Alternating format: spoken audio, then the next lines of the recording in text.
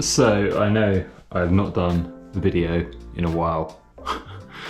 And to be honest, it's because I've been insanely busy trying to sort stuff out for this year. Like it's been a bit stressful, just been trying to like get on top of like sponsorship agreements, ultra races, plans for 2023 in general, charity projects, bike raffle, creating a big content plan as well for the year. Like loads of stuff's been going on over the last month or so, and then also just getting really unwell, so that kind of slowed things down a bit for me as well. So I'm sorry I've not really done a video lately, but I'm still trying to keep to the plan of doing a video every week just to give you an update on what I'm up to, as well as a mix of things like the bike builds and some more bigger projects, and then some specific stuff to do with certain brands and sponsors, and also some things that I've learned over the last however many years that I've been trying to stumble my way through doing all this kind of stuff.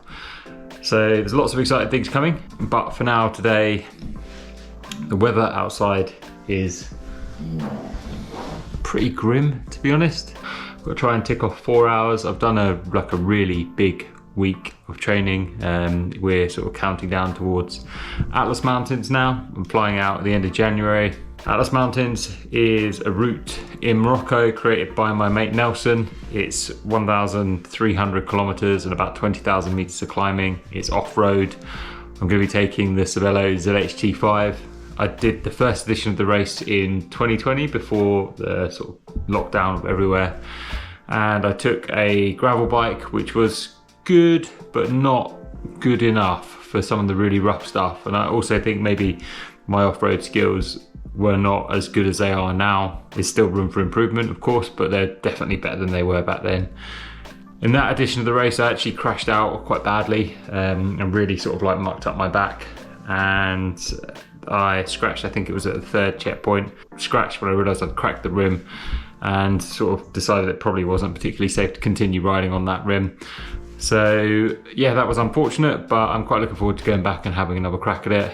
While I'm out there, I'm going to try and do some vlogs, like talk through the setup of the bike and what I'm taking, do a bit of a kit breakdown, and hopefully, if I can make it work with my brain, which is sometimes not as sharp as I'd like it to be, the plan is to try and effectively vlog the race, and I'm going to get my mate Jack to help edit it at the end, so there will be a whole video about my experience doing the race, all going to plan.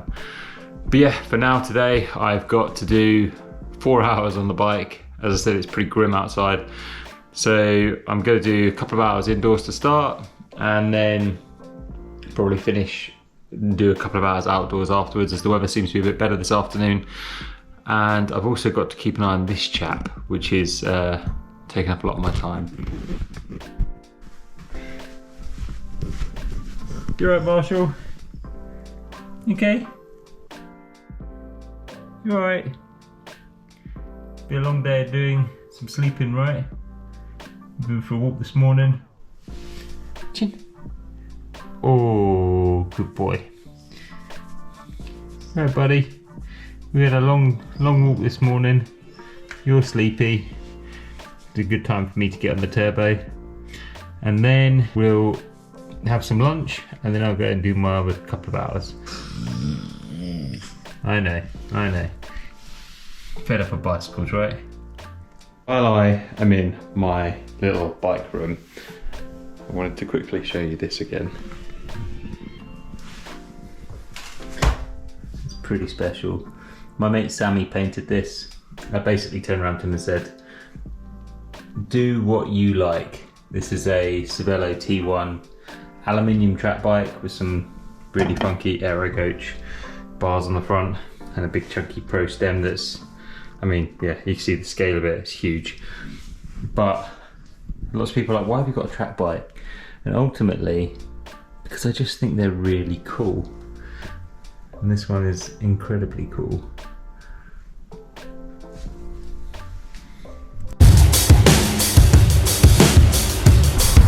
It's ride number 2. Managed to chuck out like a, just go for a sneaky bit. Snake. Anyway, managed to like bust out about 3 hours on the turbo while the weather was a bit crap. Now the plan is to try and get an hour or so on the mountain bike. Not really putting any pressure on it, just gonna kind of see how it goes. 3 hours on the turbo is a big stint. Whoa, the light. It's funny around here how it could be really grim in the mornings, and in the afternoons it's just like, it's just beautiful. Anyway, as you can see, the old Cervélo mountain bike is a bit filthy. I've been giving it some riding. Just look at that.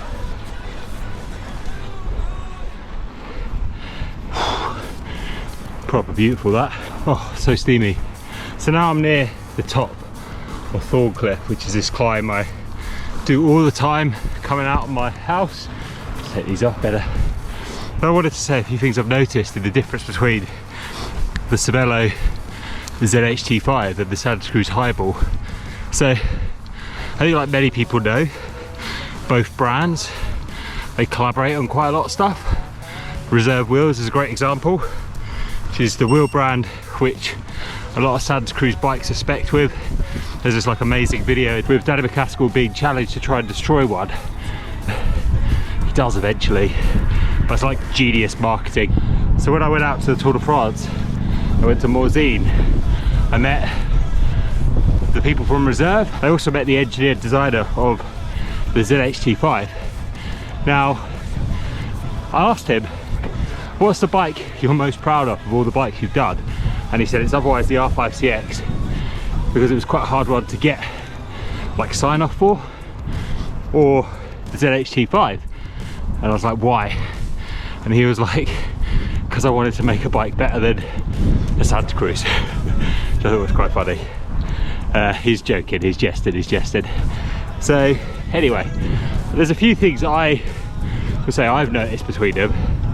So first things first, size. Now, the Santa Cruz I had was a medium highball.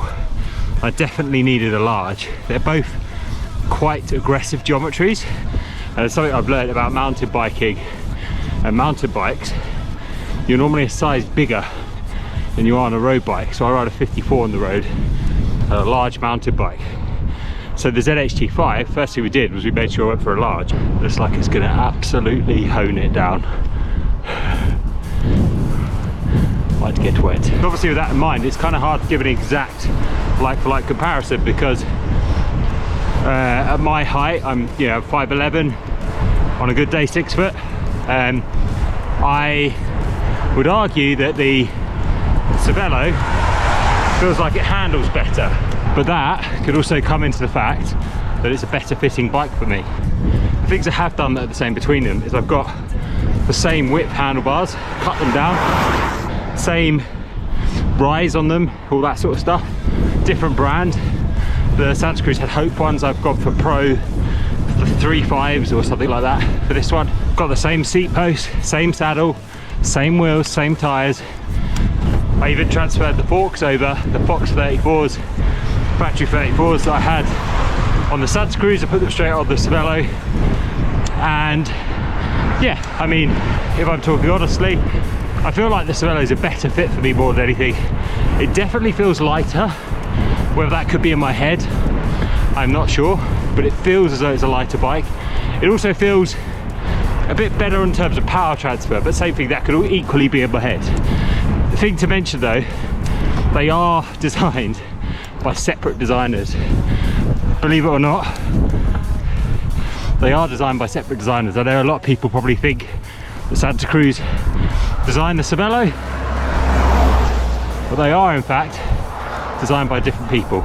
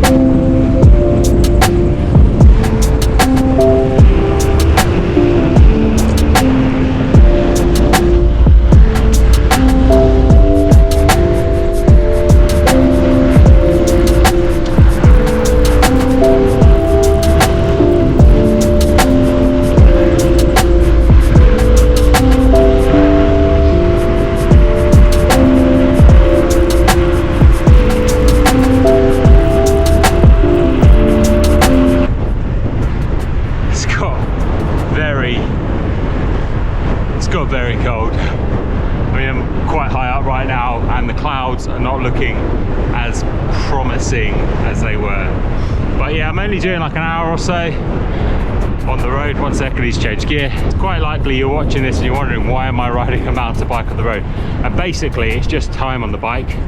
I would have done the whole session today on it if it wasn't so absolutely disgusting this morning.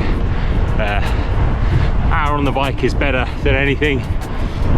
Riding some technical stuff is fun, but yeah, just getting the hours in ready for Atlas Mountains just doesn't do it justice. Whenever you try and take videos or photos and stuff, it just never looks as pretty as it is in real life, right? That's like the last little lump. Actually, that's a lie, there's one more.